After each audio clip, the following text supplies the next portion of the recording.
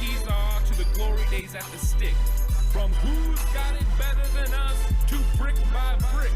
It's always the 49ers way, from off-season to game day.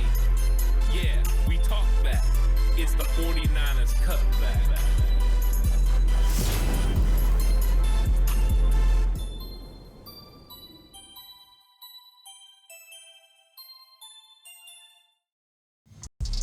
It's 49ers Cutback podcast time. Welcome to the show, everyone. We're going to talk about the 49ers safety depth chart as we continue to go position by position and just break down what the 49ers roster looks like. So, of course, if you haven't seen some of the positions already, there's a bunch available. Go back, check them out, and just get a good idea of how the depth chart is going to look from a training camp standpoint all the way into what we believe it will be when they get into the regular season. And that's one of the most interesting things about the training camp battles that are going to happen is they are all lining up, and you can kind of get an idea by the players the 49ers have brought in, the incumbent players that are already out there producing. You can find different spots where it's going to really heat up in 40 days when they get back for training camp. So this is going to be a conversation where we set the table. We get an idea of what they've done in the offseason and put them in place so we know which battles are coming up. And, of course, there's going to be plenty of time to talk about those training camp battles, which are going to be very significant in kind of displaying who makes this team, because the 49ers only have 53 spots, and in a lot of cases, they have guys that are right on top of each other when it comes to their opportunities to make this team. So the 49ers have some unique differences here with safety because they have Mustafa, who's dealing with an injury, Ji'Ayir Brown, who's injured now but will be ready for training camp. Those two guys are incumbents. You don't really have the guys on the depth chart that you had before that were normal to your position that you could potentially bring back. Tashawn Gibson's a free agent, so there are some question marks. There's no Talanoa Hufanga, and the 49ers have to figure it out, and they've addressed it in a couple of different avenues, whether that was free agency or that was going through the draft and drafting Marquis Deese. They have made sure they added depth to this safety room. And I think that they really have to get better play from the safety room in 2025 if they are going to be a consistent defense in the NFL. There is so much now that safeties are asked to do inside of NFL defenses because of the way that offenses are using slot receivers, running backs, tight ends out of the backfield. It makes it so you have to have guys who are multiple. They pressure you in certain zone looks. They put pressure on you for that vertical pass, but also they will spread you out and make it so if you're in man coverage, they get the look they want, a safety or linebacker on a running back or tight end. And so your safeties have to be able to match up with that. And I think that is part of the reason the 49ers went and got players that they got at the position, because they are versatile and they can match up with those guys. And when you have those unique players, it's kind of a different chess piece for your chessboard. And so the 49ers have often been talked about, especially over the last few years, about having redundant players, right? Guys who are exactly the same, guys who can't cover the deep third. Well, it also, got to say that some of it is how much you're going to play cover three and have to cover that deep third or the cover one and have to have a true center field safety. And how many times are you going to run quarters or cover two and have them play half the field, which is a little bit different, a little bit easier, less range to cover. But we're going to talk about these guys and kind of the intricacies of the position of playing safety and how they line up. It's going to be a fun episode. Please like and subscribe to the channel if you haven't already. I really appreciate all the subscriptions, all the likes. You guys really are the best. If you're listening on audio platform, 49ers Cutback on Believe Network, please give it a 5-star rating. That's Apple Podcasts, Spotify, wherever you listen. Or you can just go to Believe, and you can listen right there if that's something that you would like to do. And, of course, this episode is brought to you by Bet Online. And if you are going to bet, that's the best place to go. Bet Online. Bet Online is the world's most trusted betting platform and your number one source for all your sports betting action. With baseball season in full swing, we're deep into the NBA and NHL finals, and Bet Online has more ways to stay in on the action with the latest odds, news, and scores, even live in-game betting while the games are being played. We keep the dog days of summer rolling with the largest selection of odds on everything. with updated odds on Major League Baseball, UFC, and boxing to tennis and NFL futures. BetOnline remains the best online source for all your sports wagering info. In between games, head over to the BetOnline casino with all the top Vegas-style games, including poker and live casino. BetOnline, the game starts here. And I have to start this one with the loss of a couple of players. First off, Talanoa Hufanga. Talanoa Hufanga basically got priced out for the 49ers. He goes on to the Denver Broncos. Congratulations to Huff for getting the contract. He deserves to be paid. But I think that a lot of people were coming to grips with Talanoa Hufanga moving on well before the 2024 season even happened. He had been dealing with injuries, and you started to see that, maybe they needed to go a different direction. 49ers haven't really been willing to pay safeties. If you look at the way that they've built teams in the past, this is a place that they've skimped. Of course, they've had Jimmy Ward. They had Jaquiski Tart, but they let Tart walk when they drafted Talanoa Hufanga. And then now they've been willing to let Talanoa Hufanga walk because they drafted Ji'Ayir Brown and Malik Mustafa. So out goes a incumbent in Talanoa Hufanga, a former All-Pro player, and replacing that production is never going to be easy. But the 49ers have had to do that at all levels of the defense this year, whether it was defensive linemen with Malik Collins or with Javon Hargrave, you're going to have to replace them. At linebacker with Dre Greenlaw and Demetrius Flanagan-Fowles, you're going to have to replace that. I know one of those guys is depth, and one of them is one of the best players with Dre Greenlaw. But safety is the same sort of thing. Out goes Talanoa Hufanga. Out goes Tashawn Gibson, who used to be a starter and a veteran within the room. And I know he came back midway through the season last year to try to help you out. He's still out on the open market. But you're really got a young group now at safety. Even the veterans they brought in are very young. The incumbent holdover, guy as far as depth in this room is George Odom. And he's been with the 49ers for a while. And he came in really primarily for special teams reasons from the Indianapolis Colts. So the 49ers have a lot of familiarity with what he can do, what George Odom is capable of. And so they have decided that they need to build this safety room back up. One of the things that makes it more complicated is Malik Mustafa's coming into the year injured. This was a surprise. We didn't find this out until a few weeks ago, that Malik Mustafa had an ACL injury at the end of the year. That's how he ended the season, and he had surgery and now recovery since then. Kyle Shanahan also let out of the bag at mandatory minicamp that Malik Mustafa will not be ready to go for training camp. And I think that we kind of thought this was the case, that Malik wasn't going to be ready until into the season, but now it's even more clear. He's going to start the season on the PUP list. He's not going to participate in training camp, which means when exactly does he come back? Is it going to be week 4? Week 5? Is that when he's going to come back? After he serves his time on the PUP list, does he come back and then play? Or is it going to be later in the season because they got to be careful with him? I think this is going to be one of the things that's the most interesting about the 49ers defense. We've been putting a lot of focus on D-line and linebacker because of the losses at the position, or even cornerback where they lost Charvarius Ward. And I think that there is a real big importance for those positions, but I don't think safety can be overlooked as well. Even though a lot of times it feels like it's being overlooked by the 49ers organization, they are investing in it. They're investing with young players. They used another draft pick on safety this year, a safety last year, a safety the year before. It's not that they're not spending draft capital to bring in safeties. I mean, in consecutive years, they drafted Ji'Ayir Brown in the 3rd. They drafted Malik Mustafa in the 4th, and now Marquis Siegel in the 5th. They are investing, and I know those are mostly mid-round picks, but that's kind of the hotbed for safety. You don't normally take a safety in round 1.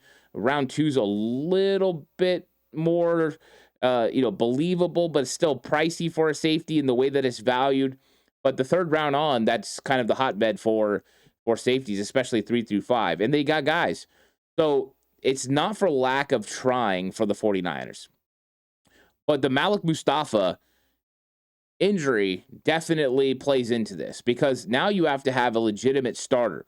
Last year, at the beginning of the year, Malik Mustafa wasn't ready to go. He was a rookie. He was still learning. And Talanoa Hufanga was still hurt. He started the season on the PUP list. So very similar situation. Hufanga was coming back from an ACL. He wasn't ready to go. And the 49ers needed a second safety to play with Ji'Ayir Brown. Well, last year it was George Odom. and it was mixed results. He struggled mightily in week 2 versus Minnesota, and that's kind of where the wheels started turning on the 49ers going to the young rookie, Malik Mustafa, and he learned on the fly, and he succeeded with flying colors. He looked really good. Malik Mustafa did. So now you're replacing probably what you believe is your best safety on the roster in the starting lineup. So I do believe that right now, Ji'Ayir Brown is the number 1 player on the 49ers safety depth chart. And of course, the thought process being he's going to be ready for training camp. That's what Kyle Shanahan said. As long as he is, he's number 1 on the depth chart. And I think there's question marks about Ji'Ayir Brown because last year was inconsistent at best. There were moments where Ji'Ayir Brown just simply struggled. And it wasn't just in one area. It wasn't like, oh, he was great in coverage, but he struggled in run fits. Or he was great in run fits, but he struggled in coverage. But it was kind of across the board that he struggled. He missed tackles that he normally made the year before when he was a rookie. He didn't make interceptions that he made when he was a rookie. It looked a lot different. Now, how much of that for Ji'Ayir Brown is the change in defensive coordinator? Because Coach Steve Wilks is the one that really was working with that secondary a lot when it came to the way that he wanted secondary played in San Francisco. Kyle Shanahan brought in Steve Wilks and allowed him to put his fingerprints on it, not to change anything wholesale, but to put his fingerprints on it. There were a couple of things he changed here and there technique-wise. He also called defense way differently than Nick Sorensen did. So how many times did he put Ji'Ayir Brown in better situations than Nick Sorensen did last year? I think that's a legitimate question. And so I can't write off Ji'Ayir Brown's potential until I see him for a guy that I absolutely trust, the defensive coordinator in Robert Saleh. Now, I had a lot of belief in Steve Wilks, and I think Steve Wilks is still a good defensive coordinator. Probably not the best fit for San Francisco. I think that got proven in 2023. But I seen how he played and how Ji'Ayir Brown developed, and I think that gave us a lot of optimism last year. This year, I want to see what he does for Robert Saleh. If he bounces back, hey, great. We got ourselves a second safety to go along with Malik Mustafa, and we're feeling kind of comfortable with the safety position. But early on, he's going to have to prove something because there are some hungry players behind him as well. They are ready to step in and potentially take over Ji'Ayir Brown's place. And I would say that Ji'Ayir Brown is pretty secure in making this roster, but I won't say he's secure in getting the starting job because the 49ers, even though they've invested in him, have invested in other players as well at the position when it comes to the draft. So if Ji'Ayir Brown's not playing up to speed and Marquis Siegel outplays him, then there is a chance at some point it will be Malik Mustafa and Marcus Siegel because they invested in Siegel. They like Siegel a lot. And I'm going to talk about Siegel a little bit more in just a minute. But that is what Ji'Ayir Brown's up against. He is in a critical part of his career where now it's put up or shut up, right? We have a natural excuse built in. First year, he was a rookie. You expect rookies to make mistakes, to be inconsistent.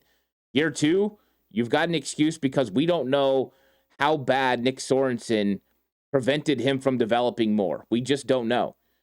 It was kind of an erratic situation for that entire defense. You know, who are some of these? Some of the guys outshined what was going on the field. Other guys, they took a step back. How much of that is going to have an impact on Ji'Ayir Brown? He's not the only one that's in that situation. D. Winters is in the same situation. So this is going to be a key element. But I do believe Ji'Ayir Brown is at the top of the 49ers depth chart right now. Malik Mustafa would be, but going into training camp, he's not because he's injured. So who is it that lines up next to Ji'Ayir Brown when you first get in there, the first set of plays in training camp? I think it's going to be Jason Pinnick. And the reason that I say that is Jason Pinnick is a Robert Saleh guy. And I know he didn't play for Saleh that long with the New York Jets, but he was drafted by Robert Saleh. And Jason Pinnick is only 25 years old, guys. This guy is still a young player in the NFL, even though he's played 5 seasons in the NFL. And Saleh said they drafted him as a corner. And he was a nickel corner who is a big physical body who can come up and stick you, but also pretty good in coverage. Now he's making the transition to safety throughout his career, and it's worked out pretty well. He was good with the Giants. One thing he's really good at is blitzing the quarterback. That's an element to his game he's very successful at. I was recently working on some film for one of my breakdowns on Patreon, And Pinnick was making Austin Eckler look really bad last year when he was coming off the edge. He had 2 Jaden Daniels sacks in just the little clips that I was watching of that game. And it was very impressive to see what he could do coming off the edge as a blitzer. And that's just an added element to Pinnick's game. But I think that Robert Saleh, having the 49ers bring in a guy like Jason Pinnick, who he scouted extensively in his time with the Jets and ultimately spent a 5th-round draft pick on, shows how much they liked him. Now, he did say they weren't able to keep him in New York. They tried to get him to the practice squad. He got picked up by the Giants, and he lost him. But now, an opportunity to get Pinnick in. And the reason that I choose Pinnick over a guy like Richie Grant, for instance, to step in and play next to Ji'Ayir Brown, is you want to get somebody that can be complementary to the player you have in. And I think Pinnick does that because he's got the ability as a former corner to be a consistent cover guy. And that's what you need. I talked about it in my opening, is you need a guy that can step out there on a running back or a tight end. Perfect example, when the 49ers when the 49ers welcome Atlanta to San Francisco, they have 2 unique players that the 49ers have to be able to match up with. And how are you going to match up with them? Is it going to be a safety, linebacker? They're going to try to put you in some unique situations. But a guy like Jason Pinnick is a good player to step into the slot and run with Bijan Robinson. Maybe cover him out. It's better than putting a linebacker on him one-on-one. Even though we like D. Winters, we like Nick Martin in space, a little bit easier for a guy who used to play corner, who's still a big enough body to bring him down with a solo tackle. Or Kyle Pitts in the slot. You got to be able to stick with him.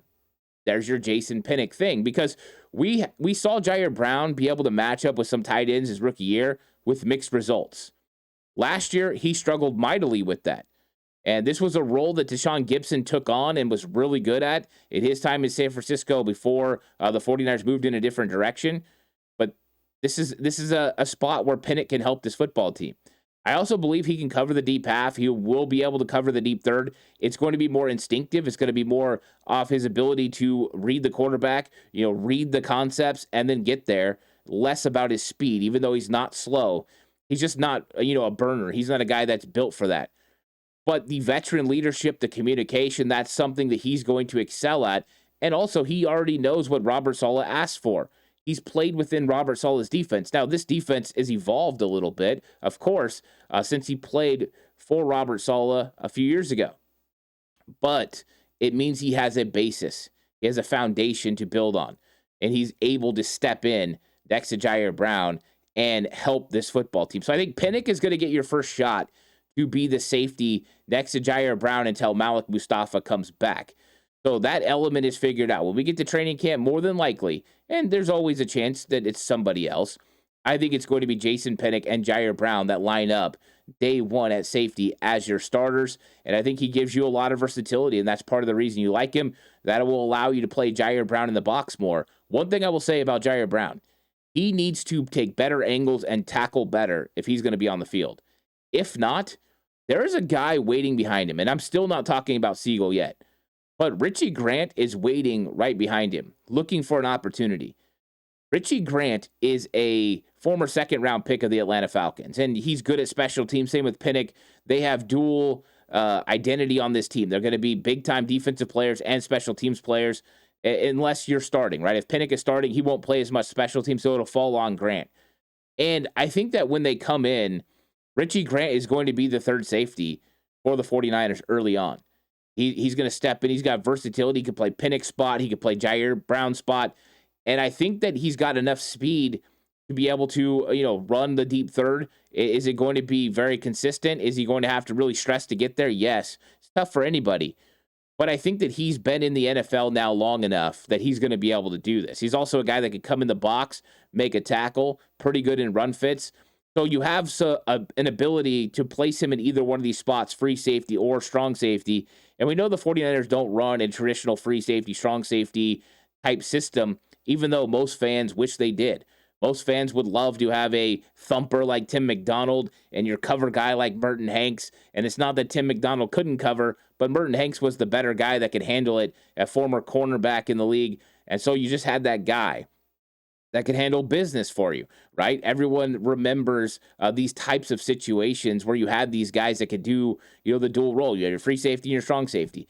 And the 49ers really kind of translated out of that a little while back when they had Jimmy Ward and Jaquiski Tart, where they kind of went left and right safeties, and they would just kind of adjust on the fly. Even when they brought in a guy like Deshaun Gibson to play with Talanoa Hufanga, they still let them play left and right and adjust who was going to be in the box and who was going to be deep, depending on what things looked like. It was very fluid in how they were going to cover. So Grant gets added to the mix. He's got some ability. If you go back and you watch his college film, you see a guy that was deserving of a second-round pick. He flies around, he makes plays, he makes tackles, and he really will be a nice depth piece for the 49ers when it comes to the safety position.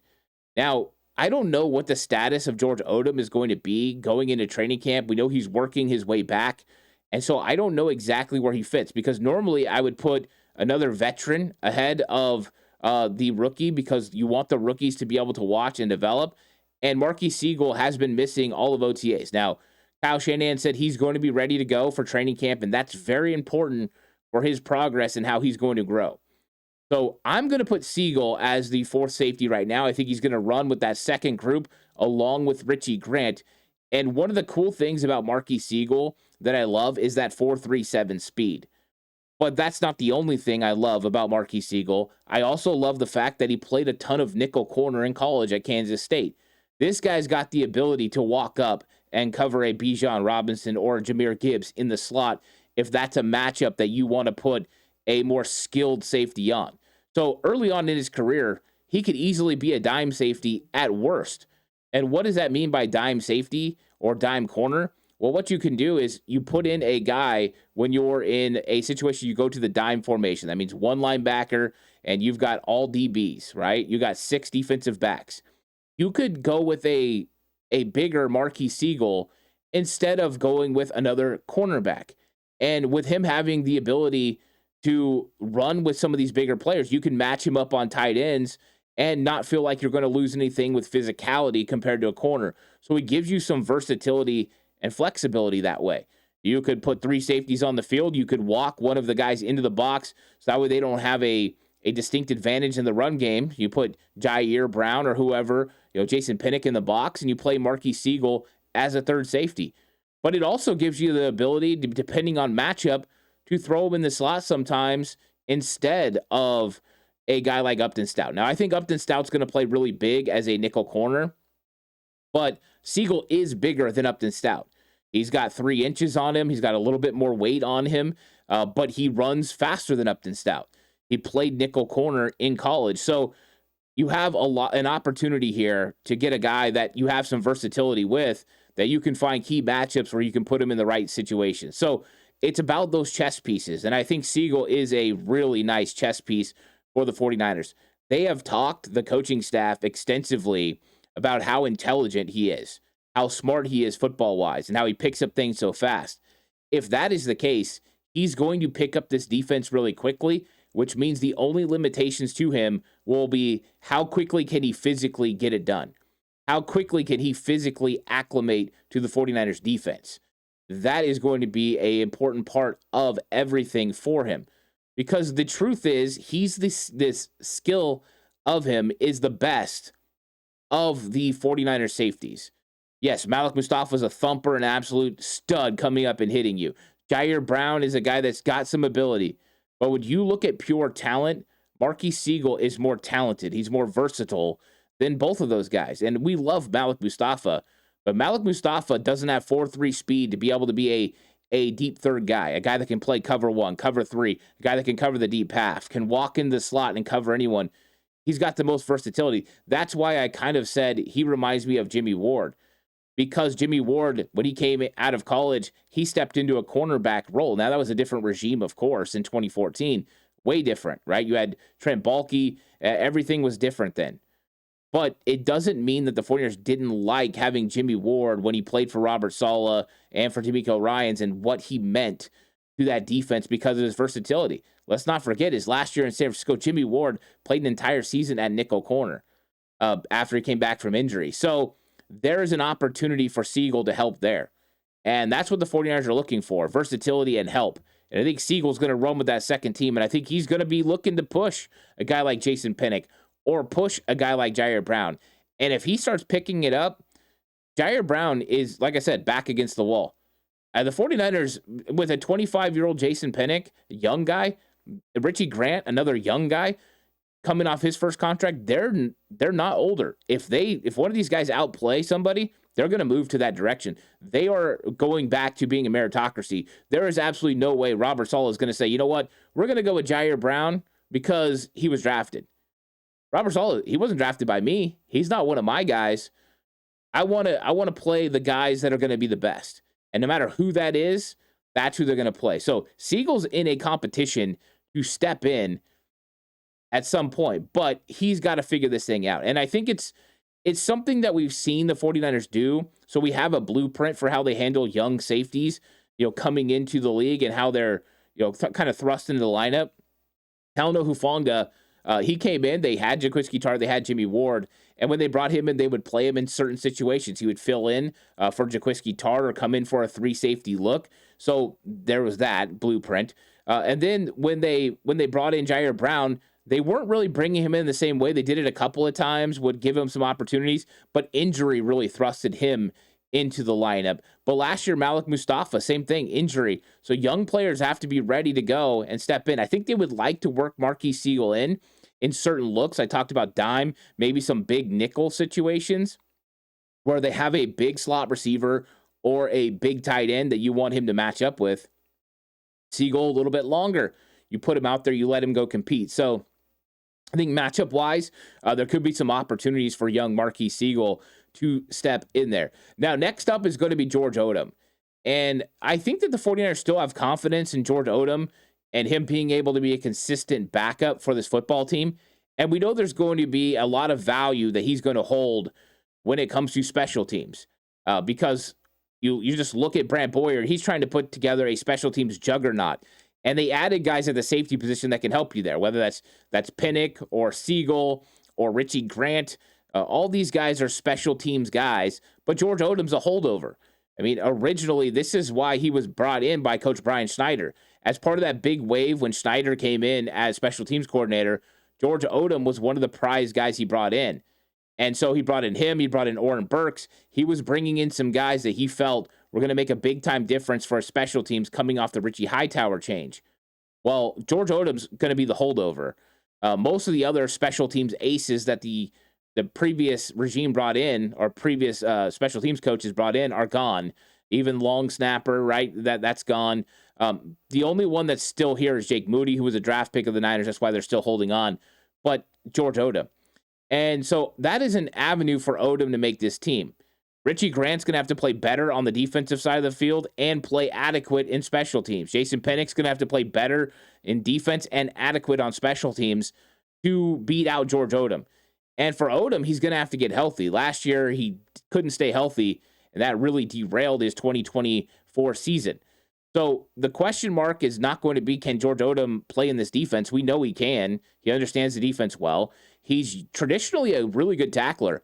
When he came to the 49ers from Indianapolis, he had no missed tackles that entire season before he came over. Now, he has had missed tackles since then. He has had some bad situations on him.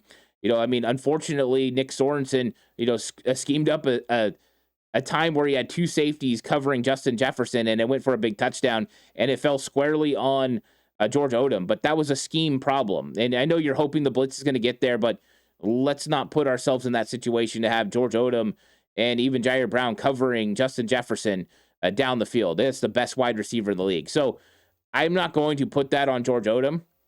I think that was not looking at his skill set and taking advantage of his skills that he has. You could have made some sort of other change when it came to schematically putting somebody else out there, but that's another story for another day. I think Odom's going to be there to compete. And like I said, he could move into that group 2, but I do think he's going to be in group 3. And along with him is going to be Jalen Mahoney.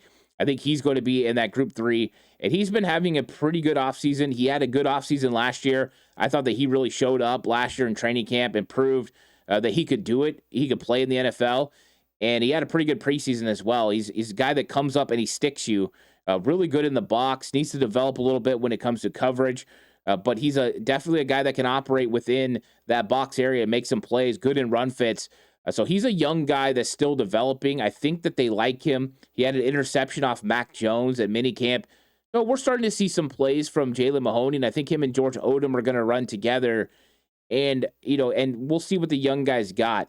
I think it's going to be a little bit more difficult for Jalen Mahoney when you just look at the investment that the 49ers have at safety to make this 53-man roster. When you add, just in one offseason, you add Jason Pinnick, Richie Grant, Marquis Siegel to the position. Number one, that just makes it difficult. You add 3 players in free agency in the draft, and you only keep 4 normally at safety.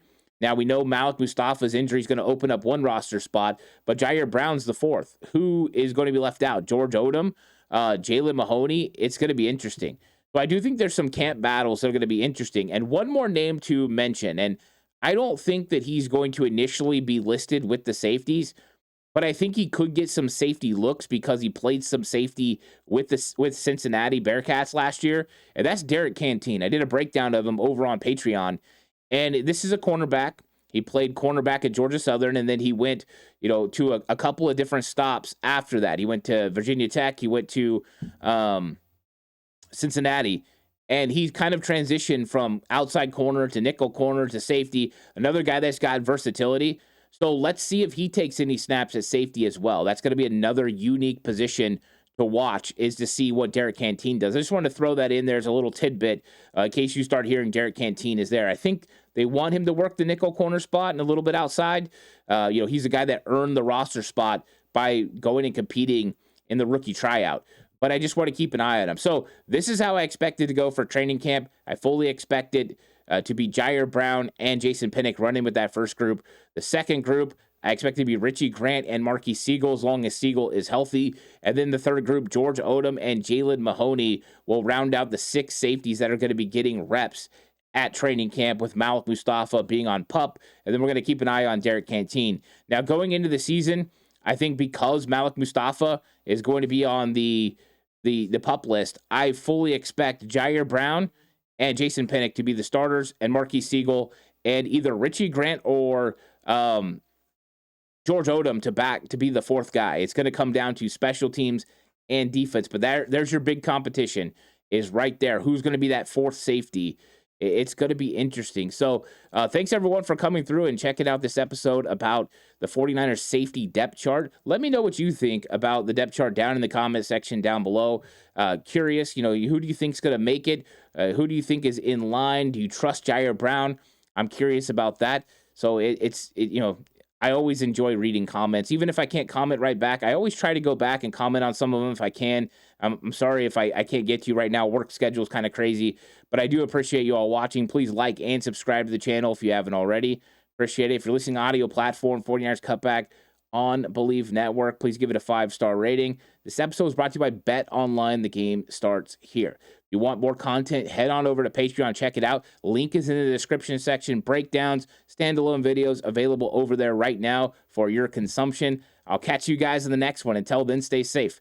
Remember, the right way is always the 49ers way.